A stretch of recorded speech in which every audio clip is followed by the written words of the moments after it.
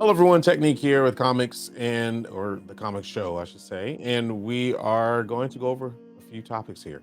So, you know me, if I'm here, we're going to be talking about Spider-Man. That's the thing. So, Edge of the Spider-Verse #5 introduces a new Spider-Man whose identity is massive spoiler. So much of a spoiler on the cover, they put spoilers, black cover, red spoiler, classic, but I don't think we've ever really done this before. And typically there's been like a silhouette of some sort when it comes to describing a brand new character. And I quote, as they say, we're being slightly dramatic, of course, with the name like Silly Spider, but we're going to say Siley. But they corrected themselves, said we're expecting something, well, silly. So I'm hoping it's not Silly Spider. I hope it's Siley.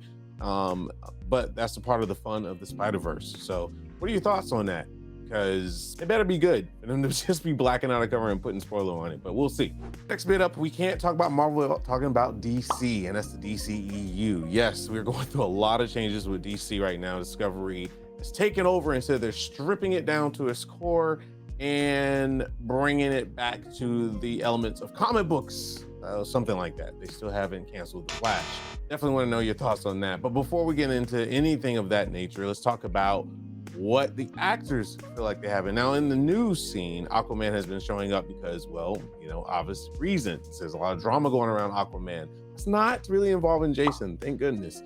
But this bit of news or drama, I say dramatically quoted because some journalists do like to put a little bit of sauce to get you to read their article, and we fell for it. Abdul Mateen says, and I quote, "Everything should be about getting to the truth, but sometimes you got to know which movie or genre you're in.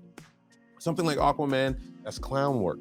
Aquaman is not the trial of the Chicago 7.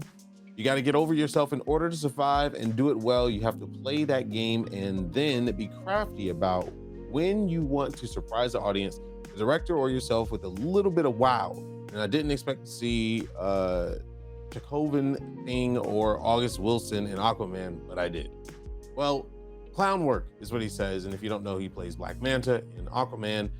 Well, at first when you read the title of it, you get upset, but at the same time, he's right. I mean, it's the DCEU. It is clown work. We haven't really seen a big budget, really great hitting home film.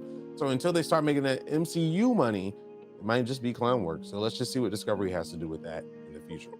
This bit of news, DC Fandom is canceled this year. Well, I don't know if I should be surprised. So no, I'm not surprised. The reason why is like Discovery has taken over, and they're stripping the meat down to the bone and re-visioning the DCEU so much that they have been quoting so much about the MCU, saying that they want HBO Max to be their new MCU, and then they want to, or DCEU, aka like the MCU and Disney Plus, and they really want to push the narrative of starting over and being canon.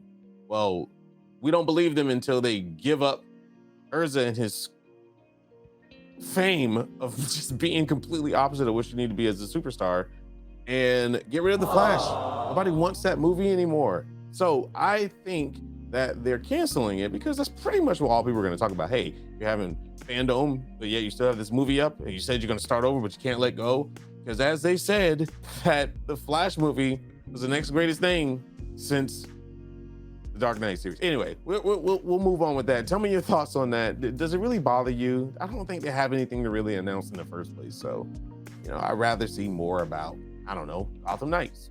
Listen, Gotham Knights finally released some information. We've seen some gameplay. It's been cutscene after cutscene, quarter owls this, quarter owls that. All these playable characters have been really fun and really entertaining to see. And I'm very excited. I'm almost there.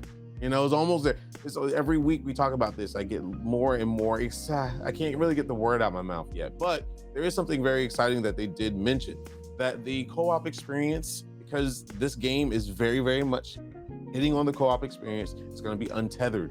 What does that mean? That means no hub systems. That means no instance-based jumping. In our last show, if you missed it, go check out the VOD on the Comics episode 50. We were talking about how we really hope it's not going to be an instance hub-based experience.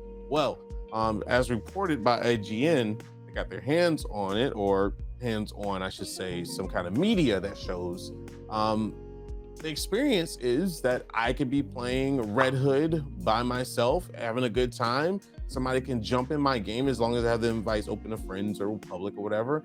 And it could be a random Batgirl throwing a batarang from the rooftop to help me and then going about their business. Untethered, open city experience. That's what we've been hoping for. So hopefully Gotham Knights knocks it home with that. Sounds awesome, but you know how it is in gaming. It can sound awesome, but we like to touch it, not only see it to believe it. And with goes with that, hopefully they work on the combat, because combat looks a little too, it's like they took Arkham Asylum and slowed it down. Arkham felt a little slow in the beginning. They better speed it up. But that's great news for Gotham Knights, and we hope to see more. Scary thing is, this game's supposed to come out next month. Let me know your thoughts on that, and we'll share it later. Until next time, keep it real in the mix. See you later on the Comic Show.